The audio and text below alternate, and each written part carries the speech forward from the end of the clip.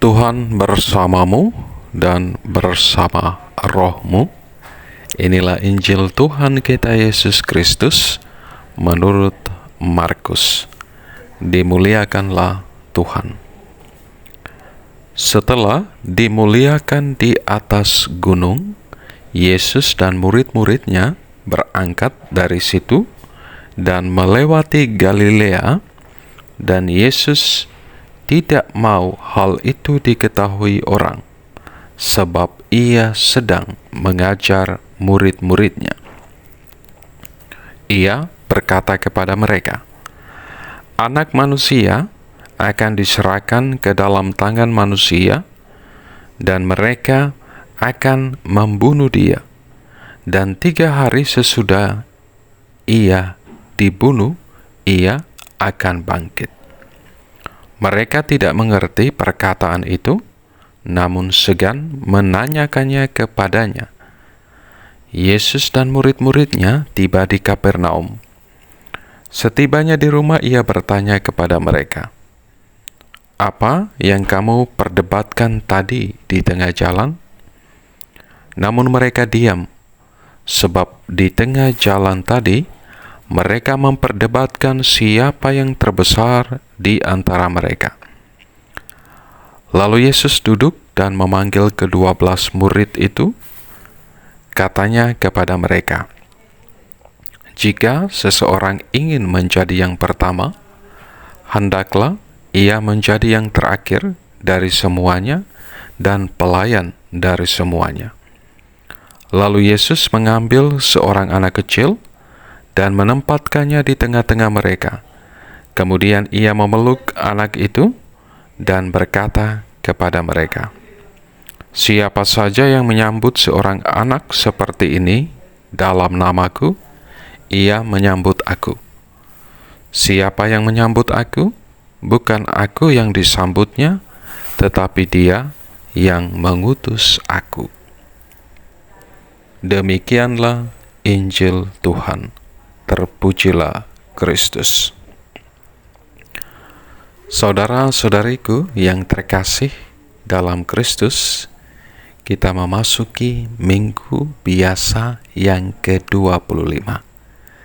Yesus dalam perikop Injil hari ini mengajar dan mengingatkan para murid bahwa dia akan diserahkan dan dibunuh, namun akan bangkit pada hari yang ketiga. Namun penginjil Markus mengisahkan bahwa para murid malah tidak menggubris pengajaran Yesus. Mereka malah sibuk berdebat di antara mereka tentang siapa yang terbesar di antara mereka. Di sini kita bisa melihat bahwa fokus dan orientasi hidup para murid Yesus ternyata berbeda dengan sang guru. Para murid berjuang untuk memperoleh jabatan, kekuasaan, kehormatan, sedangkan Yesus sang guru mereka berjuang untuk taat dan setia pada kehendak Bapanya, menjadi hamba yang siap menderita, siap untuk melayani. Yesus lalu menempatkan seorang anak kecil di tengah-tengah para muridnya, sekaligus mengajak mereka untuk belajar dari anak kecil itu, bahwa dalam diri anak kecil ada kepolosan, kejujuran, ketaatan, kepatuhan, kesederhanaan yang harus dicontoh oleh para murid, karena inilah yang sungguh dikehendaki oleh Allah. Saudara-saudariku yang terkasih dalam Kristus, dari peristiwa ini Yesus membawa hal baru, cara berpikir baru yang tentunya bertentangan dengan cara berpikir manusiawi kita. Kemanusiaan kita selalu menghendaki kekuasaan, ketenaran, tetapi kemuridan kita dalam Kristus menuntut kesederhanaan, kerendahan hati, dan ketaatan sebagai seorang hamba. Yesus juga menegaskan bahwa para muridnya harus siap untuk menderita, seperti yang ia sendiri alami dan tunjukkan melalui cara hidupnya sendiri.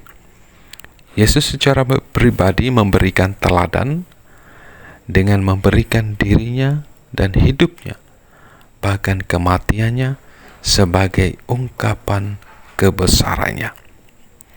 Saudara-saudariku yang terkasih dalam Kristus, fokus dan orientasi hidup kita juga sama seperti para murid. Kita masih cenderung kepada popularitas diri, kehebatan, dan kekuasaan.